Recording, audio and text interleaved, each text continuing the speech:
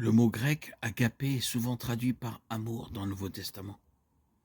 En quoi l'amour agapé est-il différent des autres types d'amour? L'essence de l'amour agapé est la bonne volonté, la bienveillance et le plaisir volontaire envers l'objet de l'amour.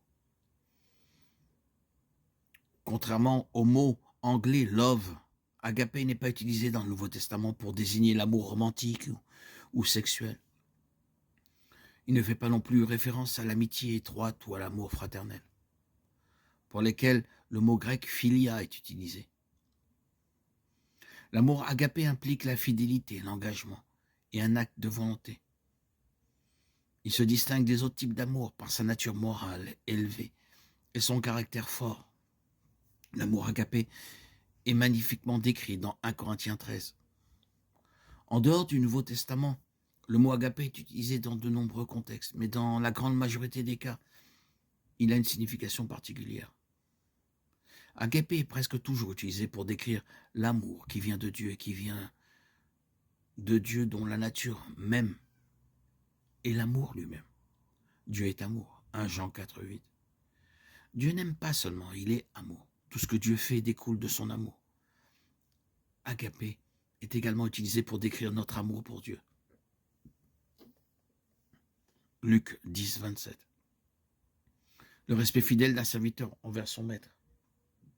Matthieu 6, 24. Et l'attachement d'un homme aux choses. Jean 3, 19. Le type d'amour qui caractérise Dieu n'est pas un sentiment mièvre et sentimental, comme on l'entend souvent décrire. Dieu aime parce que c'est sa nature et l'expression de son être. Il aime ceux qui ne sont pas aimables.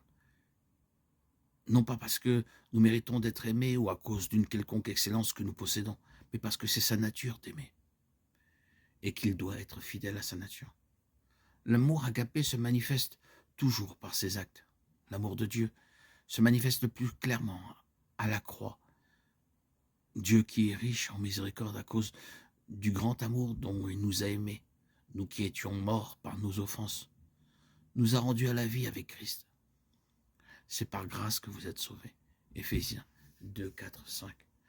Nous ne méritions pas un tel sacrifice, mais Dieu prouve son amour envers nous, en ce que lorsque nous étions encore des pécheurs, Christ est mort pour nous. Romains 5, 8. L'amour agapé de Dieu est immérité, gracieux, et cherche constamment à profiter à ceux qu'il aime. La Bible dit que nous sommes les bénéficiaires indignes de son amour agapé généreux. 1 Jean 3, 1. La démonstration de l'amour agapé de Dieu a conduit au sacrifice du Fils de Dieu pour ceux qu'il aime. Nous devons aimer les autres avec un amour agapé, qu'ils soient nos frères dans la foi, Jean 13, 34, ou nos ennemis jurés, Matthieu 5, 44. Jésus a donné la parabole du bon samaritain comme exemple de sacrifice pour le bien des autres, mais pour ceux qui ne se soucient peut-être pas du tout de nous. L'amour agapé tel que le Christ l'a modelé n'est pas basé sur un sentiment, c'est plutôt un acte déterminé de la volonté, une joyeuse résolution de faire passer le bien-être des autres avant le nôtre. L'amour agapé ne nous vient pas naturellement, en raison de notre nature déchue. Nous sommes incapables de produire un tel amour. Si nous voulons aimer comme Dieu aime, cet amour, cet agapé, ne peut venir que de sa source. C'est l'amour qui a été répandu dans nos cœurs par le Saint-Esprit qui nous a été donné lorsque nous sommes devenus ses enfants. Romains 5, 5, Galates 5, 22. Nous avons connu l'amour. Jésus-Christ a donné sa vie pour nous et nous devons donner notre vie pour nos frères. Jean 3, 16. Grâce à l'amour de Dieu envers nous, nous sommes capables de nous aimer les uns les autres.